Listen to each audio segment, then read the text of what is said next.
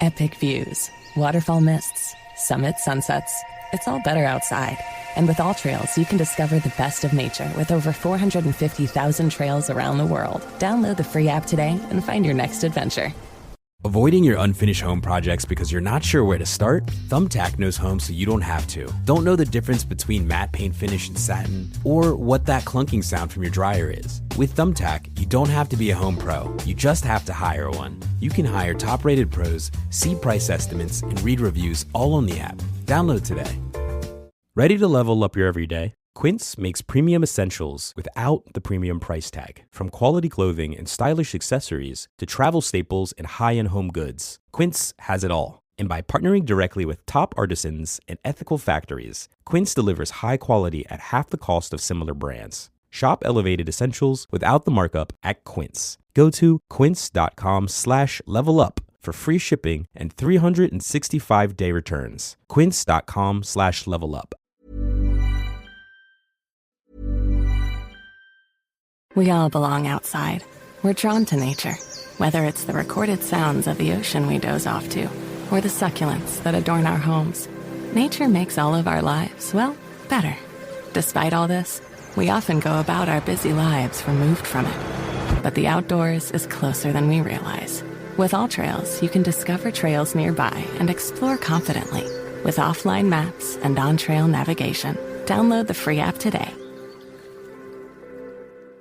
Ready to level up your everyday? Quince makes premium essentials without the premium price tag. From quality clothing and stylish accessories to travel staples and high-end home goods, Quince has it all. And by partnering directly with top artisans and ethical factories, Quince delivers high quality at half the cost of similar brands. Shop elevated essentials without the markup at Quince. Go to quince.com/levelup for free shipping and 365-day returns. Quince.com/levelup. It was a late autumn evening in Cheshire. Ken Webster sat alone by the glow of an old BBC micro. Its green screen monitor casting flickering light across the walls of an 18th century cottage in Dodleston. Outside, the wind stirred dry leaves. Inside, the cottage felt strangely still. Too still. Ken had settled in here the previous year with his girlfriend Debbie and their friend Nicola. Together, they were preparing the crumbling meadowed cottage for renovation, painting walls, laying carpets, and dusting decades of neglect. They treated the house like an ordinary fixer-upper, despite the odd six-toed footprints that sometimes showed up in dust on the floor and even on the walls. They shrugged those off, marking them away with paint, only to find the prints inexplicably reappearing later.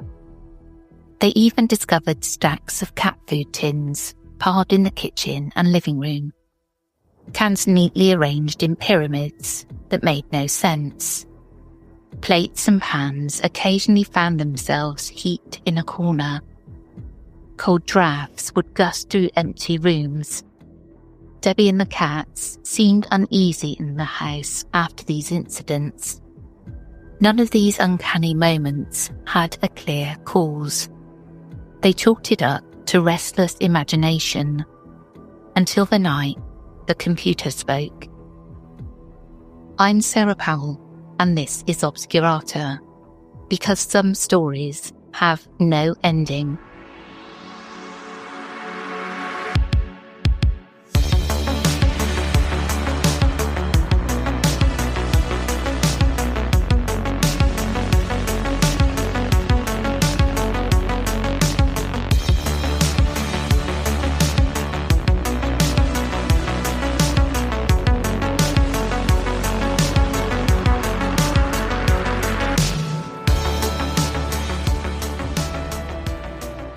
Ken Webster was a quiet, methodical man, a high school economics teacher by profession, not given to flights of fancy. But one evening in 1984, he did something bold. He took home a BBC Model B microcomputer, borrowed from the school where he taught. Home computers were still rare in Britain then. He wasn't chasing any ghosts. He just needed the machine so Nicola could use its word processor, the Acorn word processor called Edward, to type some comedy sketches. This bulky beige machine with its magnetic tape drive was as cutting edge as it got in a Cheshire household of the 1980s. Ken left the computer on when they all went out to the pub. When they returned, everything seemed normal, until Ken noticed a strange file sitting on the screen that he hadn't created. Hesitant, he opened it. On the monitor appeared something eerie. A few lines of English, but English that felt wrong. It was archaic and misspelled, poetic but obscure. "True are the nightmares of the man who wakes in fear," it read. The syntax felt like something out of an old play or a faded manuscript, not the clean, precise words of Ken or his students. He frowned. A prank, he first thought. Perhaps one of the pupils at school had figured out the password and typed a spooky poem as a joke. But when he asked around, nobody admitted to it. Ken's skin prickled. This was 1984 in a quiet English village. There was no network, no modem, no obvious way a stranger could have put a file on his floppy disk at home. Without the internet, computers stood alone. Each program and document had to be loaded from tape or disk by hand. Yet here on the screen was a message Ken had never written, in language none of them spoke. Over the next few weeks, more files began appearing without explanation. Each new message was written in the same unusual style of English. They arrived whether the machine was connected to any phone line or not. Ken tried unplugging the computer, powering it down completely, even removing the floppy disk. But whenever the machine was powered back up, the next file would be there, waiting. He watched in disbelief as words blinked onto the screen. Questions about his life, addresses, and eerie descriptions of the very cottage and its layout. The messages even referred to the lamp on the bedside table as a light of the devil, as if lit by a natural fire, and they spoke of a particular cracked wall and a copper pan in the kitchen that no one outside knew about. The earliest messages were baffling. The first was no plain warning. It was more like a cryptic poem, summing up life and death in riddling verses. Ken and Debbie read it aloud together, trying to make sense of lines about nightmares, fame, and growing old, and the hushed fear of silence. Then came a second message some days later. This one was written in deliberately archaic English, like a clergyman of the 1500s might scribble by candlelight. It praised Ken as a worthy man, and Debbie as a fanciful person, yet it chided them harshly. "Why have ye stolen my home?" it asked, accusing them of taking over the very cottage they lived in. It referred to the electric lights as the lights that the devil makes, as though modern power were a blasphemy to this hidden author. It signed itself simply L.W. Ken and Debbie exchanged uneasy glances. Who was L.W.? The letter gave more clues. The writer claimed to know the cottage, the farms around it, and even local legends.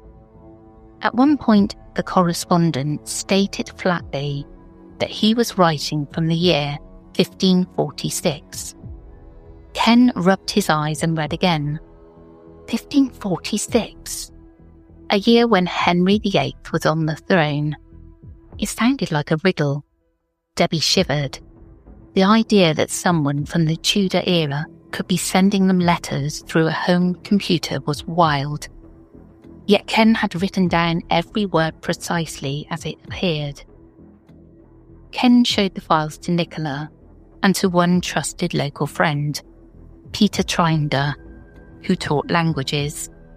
Peter scrutinised the writing.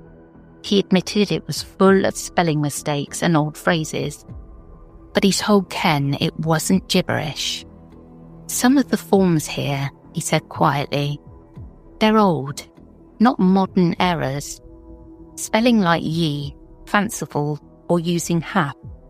It's not perfect 1500s grammar, but it's got a flavour of early modern English, almost authentic." That observation only deepened the mystery. Had someone taught themselves archaic dialect to pull a prank on a teacher? And even if they did, how had the messages appeared when no one was typing? Meanwhile, other strange physical events were unfolding in the cottage. Dishes and cutlery began to pile up on their own. One morning, they found the kitchen utensils stacked neatly in a pyramid on the table, where they had left them scattered. The cat darted about nervously, as if sensing something unseen. Furniture in the living room had been shunted into a corner while nobody was home. These odd happenings, footprints that washed away under paint, tins of cat food balanced in orderly stacks, and now these computer messages started to feel like connected clues, as though the house itself was trying to communicate through any means it could find. Ken kept meticulous logs. Every time a new message appeared, he saved a copy.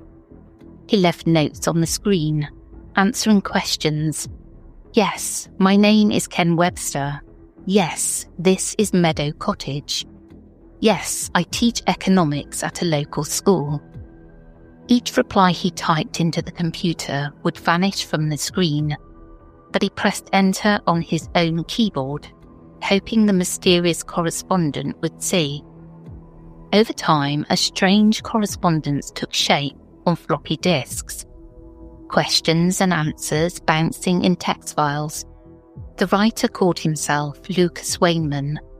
Later in the story, he admitted that might not be his real name. Lucas claimed to live quite literally under their floorboards, but in the 1500s, his house stood where theirs now stood. He spoke of hiding livestock in the fields around what is now Dodleston, of fearing arrest for his beliefs during Henry VIII's religious reforms, and of seeing Ken and Debbie as intruders in his world. The messages did not come continuously, like emails or chat. They arrived episodically, and often required Ken to leave comments or questions so that the next instalment would address them. At one point, Ken typed a test question into the empty computer and sealed it in a locked room for an hour. Then we opened it. Sure enough, when he powered up after that isolation, a reply had appeared, as though the computer had conjured a response during the time it was left alone. In that exchange, the author even answered a tricky math problem, asking about something like Fermat's last theorem that Ken had put in, which suggested the unknown author was very aware of the exact content of Ken's input. Then things took an even stranger turn. For a time, another voice entered the dialogue, someone or something that only identified itself as 2109. These messages were terse and sometimes threatening, speaking in a clipped modern English peppered with odd hints of advanced science, mentioning tachons of all things. It was as if one author claimed to speak from the 1500s, and another, cryptically, from a far future date. Peter noted how the spelling in 2109's message was also unusual, much simpler in structure, but but with quirks like single consonants replacing doubles, and unusual endings like Sion for Shon. Word of the events spread through late-night conversations and eventually into a wider audience of enthusiasts. Ken Webster even published his story in a book titled The Vertical Plane. By the early 2000s, it had become a curious legend in certain circles, with threads on history forums and UFO sites debating what had happened in Dodleston. Historian Nick Points wrote about it on his blog, intrigued by the combination of Tudor-era dialect and 1980s tech. Points quoted Ken's own notes and the text of several messages, marvelling at how the writing matched some features of 16th century Cheshire speech. He pointed out, if taken at face value, the words did indeed reflect an early modern English style, not quite Old English, but archaic nevertheless. In the years that followed, investigators tried to find rational explanations. Ken had involved a team from the Society for Psychical Research, SPR, hoping experts could find a clue. On 3 separate visits, the team examined the computer and cottage. They even tried secluding the machine and typing secret questions to test if something unusual would happen. But each time, investigators reported nothing abnormal, no hidden wiring, no extra hardware on the computer. The messages continued to arrive, only when Ken and Debbie were aware of them, and always as text files just as before. After weeks of observation, the SPR team left with their report unchanged. They could find no conventional source for the messages. One SPR investigator, Dr. John Bucknell, later said only that the equipment was cleared and nothing trickish was found. Decades later, ufologist Gary Rowe, who had reviewed the case, also noted that the machines had been inspected and came up clean. Whether this was because nothing was there or because any hoaxer knew to keep hidden remains unclear.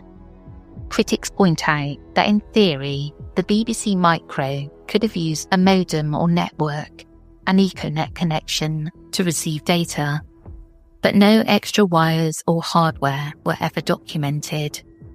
Some even calculated that running a modem enough to deliver dozens of messages a day in 1980s Britain would have been extremely costly. Meanwhile, Ken himself pursued a more historical angle. He and others did research in old records. The messages had mentioned Lucas or Thomas, Wayman Hardwalden, names that didn't match modern maps of Dodleston. But a clue had been given. The man said he had been expelled from Brasenose College, Oxford, for refusing to remove the Pope's name from a chapel book, a real event during the Reformation. Ken checked the records and found something remarkable. Indeed, Brasenose archives record a Thomas Harwarden, a cleric of that period who'd been called to answer for resisting royal reforms. This tiny bit of confirmation, a 16th century scholar with just the right credentials, made some wonder if maybe, despite everything, Lucas/Thomas's story wasn't pure fiction. Friends and writers, both outside and inside the village, pored over every word of the correspondence. A local language expert, Peter Trinder, commented publicly that while the letters contained errors, some linguistic terms were difficult to fake without deep knowledge. Nick Points, after examining the dialogue transcripts, mentioned that certain references, like naming little-known Tudor courtiers and local priests, made it extraordinary if the messages were simply made up. He noted how the narrative had the tone of a 16th century monologue, and said this detail fascinated historians of language. Yet with every new detail, skeptics had counter-questions. They pointed out that Ken Webster himself was a good English teacher, and his girlfriend Debbie was an English graduate, so they could have crafted convincing old-style messages between them. Others noted that the timeline might have been convenient. Ken had been working on a historical novel at the time, perhaps giving him the inspiration and time to do it. Fans pointed out that the style of the messages was very similar to a written passage in Webster's own book, suggesting he might have lifted it. On Acorn computer forums, enthusiasts joked about playfully. It was debunked. Someone on this forum noted the messages matched Ken's writing style. The truth remained contested. By 1986, as suddenly as it began, the phenomenon seemed to wind down. The mysterious correspondence stopped after nearly 2 years. By then, Ken had hundreds of message transcripts, some of which he and Debbie had typed out on the BBC Micro for safekeeping. He had written back to the mysterious authors many times, but in the end, even they seemed to lose interest. The last note, signed Lucas or Thomas, spoke of leaving the land and maybe penning a book for the future. Words that, to Ken's ears, sounded like a final farewell. The elusive 2109 voice left a couple of final mysterious comments about observing and then fell silent. The cottage itself settled back into normalcy. No more notes appeared on the computer once Ken took it back to school. One account says he even gave it to the SPR to examine. The footprints stopped and the cat food piles were never repeated. Meadow Cottage no longer seemed to respond to the curious. Ken Webster did not shy away from telling his story. In the 1990s and 2000s, he shared it at conventions and wrote The Vertical Plane, recounting the entire saga. He treated it as truth, a supernatural detective story, as one publisher put it. In 2022, he even published an updated edition with additional material, noting that after nearly 4 decades, he still had no better explanation. But even in his telling, Ken stayed factual. He recorded what happened, who saw it, and the exact texts of the messages, without explicitly insisting on a paranormal cause. To this day, the Dodleston messages live on as an online curiosity. On forums like Reddit and old bulletin boards, users dissect the texts and debate explanations. Some remain convinced it was an ingenious 1980s prank. Others point to those small historical details, the Brasenose record, the dialect, the sheer timing, and feel something puzzling happened that late 20th century logic can't explain. Scholars of computing note that the BBC Micro's hardware offered no easy way to spontaneously generate text files with no user input.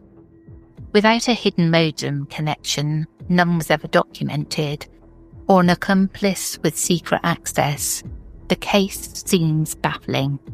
In fact, one researcher calculated that if a modem had been used continuously to feed messages, it would have cost tens of thousands of pounds, something highly improbable for a modest teacher's home setup in the 1980s. Ultimately, no definitive answer has emerged. Investigators, technologists, and historians have all scratched their heads. The messages were real text typed into existence, and Ken Webster faithfully preserved them. Beyond the published transcripts and Ken's own accounts, no new evidence has surfaced to explain how they appeared. The official reaction has been caution. The story is often categorized under unexplained mysteries. Now walking through Meadow Cottage, you would never guess its walls once rang with digital whispers from the past. The BBC Micro rests in a dusty corner, or perhaps long gone. The village goes about its quiet life, unaware of the odd chronicles from decades ago. But to Ken Webster and a few curious minds, the case is still a lingering puzzle. It sits at the crossroads of two eras, the dawn of home computing and the age of Henry VIII. In that sense, it was a convergence of worlds. 1980s Britain was just discovering personal computers. The BBC Micro was mainly a school tool, students learning BASIC on it, loaded educational programs from tape, maybe played Elite. It was not networked. Imagine then, floppies, no screensaver, no clock, no internet. A blinking cursor on green text was as mystical as anything, yet out of that blank screen came something inexplicable, so convincing that even centuries-old history seemed to seep through. The Dodleston messages remind us of how uncanny simple tech can seem, even without paranormal forces, a word processor glitch, a stray tape, or a clever trick. Perhaps all it needed was one person determined to leave a legacy. Or perhaps, as some insist, there really was a whisper from another age. Either way, Meadow Cottage has no record of any rational cause. The voices that type those files remain unnamed and unreachable, and without them, the story ended. Avoiding your unfinished home projects because you're not sure where to start? Thumbtack knows homes so you don't have to. Don't know the difference between matte paint finish and satin? Or what that clunking sound from your dryer is? With Thumbtack, you don't have to be a home pro. You just have to hire one. You can hire top-rated pros, see price estimates, and read reviews all on the app. Download today. Out here, we feel things. The sore calves that lead to epic views, the cool waterfall mist during a hot hike, and the breeze that hits just right at the summit. But hey, don't just listen to us. Experience it for yourself. All Trails makes it easy to discover the best of the outdoors, with more than 450,000 trails around the world, points of interest along the trail, and offline maps for always-on navigation. Download the free app today and find your next outdoor adventure.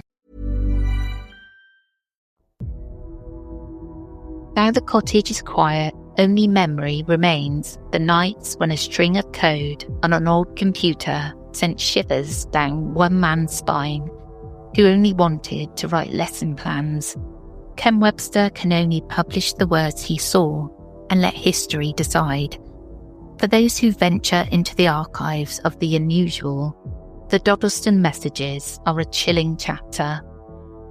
And so we leave the lights on in the cottage, one small lamp humming softly, and the BBC Micro waiting silently on its desk. Listen closely. In that quiet night, the mysterious voices have long gone. But perhaps the house remembers. And that's it for this episode. I hope you enjoyed. It's a really interesting story. Let me know what you think. If you'd like to support this podcast, you can do so by visiting patreon.com/The Whispering Woods, where for £2.50 a month, you can subscribe to the Obscurata tier. We're also now on Apple Premium, where for £4.99 a month, you can listen to this podcast ad-free and our other podcast, The Whispering Woods. You also get to listen in advance. I want to say a quick thank you to Rog for fact-checking and editing. And as always, until next time, stay curious and keep the lights on, just in case.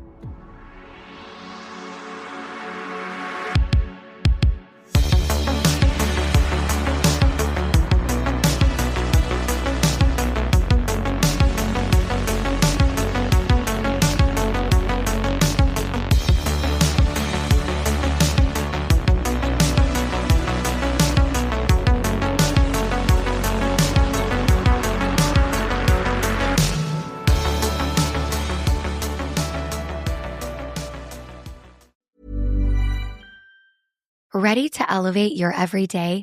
Quince has the luxe staples insiders swear by, minus the markup. From 100% European linen styles and 14-karat gold jewelry to gorgeous leather bags and elevated home finds, Quince has it all. And by partnering directly with top artisans and ethical factories, Quince delivers premium quality at half the cost of similar brands. Discover everyday luxury without the markup at Quince. Go to quince.com/style upgrade for free shipping and 365-day returns. Quince.com/style upgrade. For Mervis Diamond Importers, this is Ronnie Mervis. In a sea of ordinary engagement rings, Takori stands out. Takori rings feature hidden, intricate details. Because your ring should be as extraordinary as your love. Not mass-produced, never generic, always personal. Crafted with passion in every meticulous detail. Takori, no boring rings. Why settle for the same ring as everybody else? And when you pair the unmatched beauty of a world-famous Mervis diamond with your Takori engagement ring, it says even more. Mervis means more diamonds, better quality, and the most value. With easy Mervis financing, you can get her dream diamond now. Don't wait. To shop our mouth-watering Mervis diamonds and the largest selection of Takori bridal jewelry in the tri-state area, visit us in-store or go online to mervisdiamond.com or call for an appointment at 800-HER-LOVE. Again, that's mervisdiamond.com or 800-HER-LOVE. Mervis Diamond Importers, your official Takori jeweler. Acast powers the world's best podcasts. Here's a show that we recommend. Lies, exploitation, and the American dream turned nightmare. This is Big Sugar, a deep dive into the inner workings of the sugar industry. I'm Celeste Headley, and in a new podcast, I'm investigating a true crime story like no other about the men who risked their lives to cut sugarcane. In Big Sugar from iHeartMedia, Imagine Audio, and the teams at Weekday Fun and Novel, I'll unravel a decades-long fight to get justice. If they were right, then these workers were owed tens of millions of dollars in extra wages. Listen to Big Sugar wherever you get your podcasts. Acast helps creators launch, grow, and monetize their podcasts everywhere. Acast.com.